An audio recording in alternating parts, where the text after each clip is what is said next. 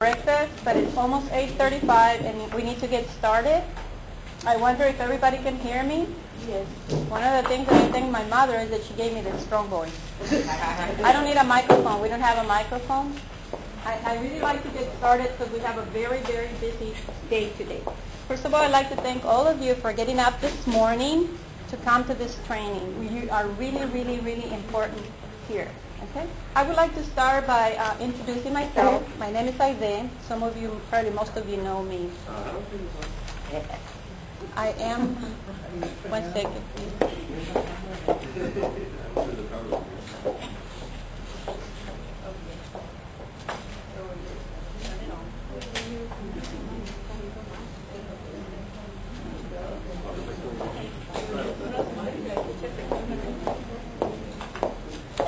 My name is Aide, and I'm a registered nurse, and I also coordinate the Imperial Valley Child Asthma Program. Have any of you heard about the Imperial Valley Child Asthma Program?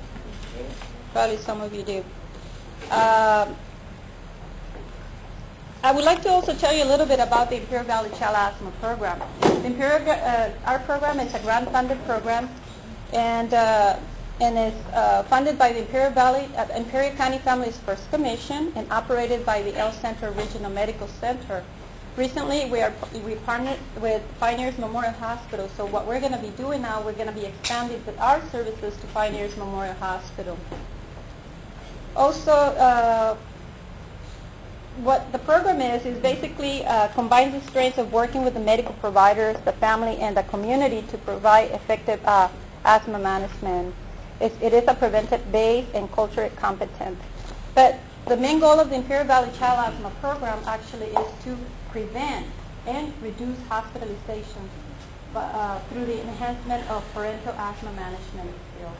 But we thought, that we cannot do it alone. Actually, we need all of you to be involved on teaching these parents and how to properly care for their children. Often, I don't know how many of you work in doctor's offices. I can see a few faces here. God bless you. Can you raise your hand, some of you that work with doctor's offices? Now, some of you work with pediatricians, right? Correct? None of you? Don't be shy. You're going to be targeted by the speakers. Those that work with pediatricians or are MAs, can you please raise your hand here first? Okay. None of you here? I know, Amy, you do. You work with pediatrics. Yeah.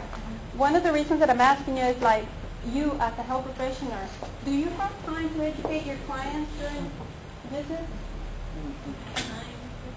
It's a little hard, right?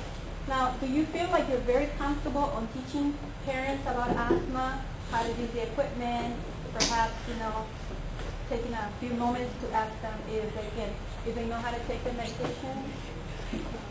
It's okay. That's what we're here. You don't have to cry. Now, there's some of you that work with the schools. None of you. I don't think we have anybody that works for the schools. We do have, I know, promotoras, which are known as community health workers. Do you guys have the time, or do you think that you have enough knowledge to educate those parents about asthma, about the equipment? Yeah, Well, let's target Cloro. her name in Spanish would be bleach. Or Cloro. Yeah. You work for a company. Well, I work with the county. We have had students with asthma, but my main target is my own grandkids. Okay. And I kind of keep an eye out on them and tell my daughter and sons or whatever, you kind of, some things people let it go unnoticed, but, the main thing is, my purpose is so that I'll be aware of what's going on with them, and I kind of, give them a general idea as to, you should take the baby to the doctor, you need to get medicine and things such as that. Let me ask you, so you feel very, very comfortable on educating someone else about what asthma is, and also perhaps send them to the physician if you notice that they're having symptoms? Yeah. And actually, that is one of the main reasons that we are here. Some of us, if I continue asking all of you, do you know anything about asthma, or you know what asthma is? Do you know how to properly use the inhaler? Do you know what an action plan is? What would you say? Some of you do, Yes. some of you don't. The reality is that most of us do not know much about asthma, and that's what we're here to try, for you to try to help us out on educating those parents. We only have, unfortunately, one program in Imperial County, the Imperial Valley Child Asthma Program that I just mentioned. It's a grant-funded program. We actually have to submit submit proposals at least every 2 years to try to keep our program going. Our program is, like I said, only targeting 0 to 5, children 0 to 5. Basically, we focus on the parents. But as you may know, asthma is really bad here in this community. We're actually 4 times higher than the state average in hospitalization rates. I pretty much know that you know about that. So if we have such a high incidence of asthma here in the Imperial County and we only have one program, do you think that we can do it, that we can educate all of these people?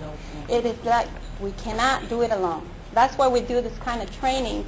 If we happen to train you, or if we happen to give you a little bit of introduction what asthma is, if we train you about the proper use of medications, devices, we are really making a difference, because you're going to go back to your work, you're going to go back to your pediatrician, and you're going to know a little bit more about asthma. You're going to have to, you're going to feel different. You're going to try to make the difference for those parents. If you only take the time to teach them how to use the inhaler, you're doing a lot for them. Some of them, as we have been working with this asthma project, most of the problems that we see when they refer to us is like because they don't know how to use an inhaler. And what happens when you don't know how to use an inhaler, or they don't know the difference? They usually prescribe 2 medications. Some of them do not know that one of them is only to help them out, to rescue them at the moment, but some of them do not know the difference. They end up taking the preventive medicines every 4 hours and the rescue medicines once a day. So you see why it's not their fault. We did not take the time to educate these parents. But now with this training, if you know the differences between the rescue and the control of medication, so when you go back to your work and you see that the child or the parent or the adult is being prescribed, let's say, the rescue medicine, you can tell them, hey, this medication is to help you release the smooth muscles of the lungs, to help you breathe, but it's not going to take care of the inflammation. So you see, you're going to be so educated, you're going to feel so good. You're going to make the difference. Not only that, you're going to help us reduce 1 hospitalization. Because sometimes parents do not know, or adults do not know, that by taking that medication, they don't have to go to the ER. They go to the ER, and what is it that we give them, Chris? We give them albuterol. And then not only that, we give them albuterol, and then we stabilize the patient, and then we send them home. Go and check out with your provider, and they never go. So what happens the next day? They continue with the inflammation, and they end up in Pioneers Hospital, right? Because we already saw them at El Centro Regional. So there we are. We got patients bouncing in and out. We have El Centro Hospital, Pioneers Memorial Hospital, and there we are. We don't have a way to track them. So when we go to the home and see these clients, they're the same clients, When I come here to the pediatric unit of Pioneer, it's the same client I saw at the pediatric unit of El Centro Hospital.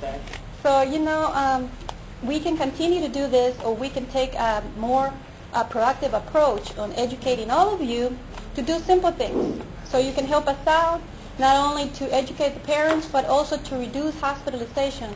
Like I said at the beginning of when I started speaking, one of the goals of the Imperial Valley Child Asthma Program is to reduce or prevent hospitalizations.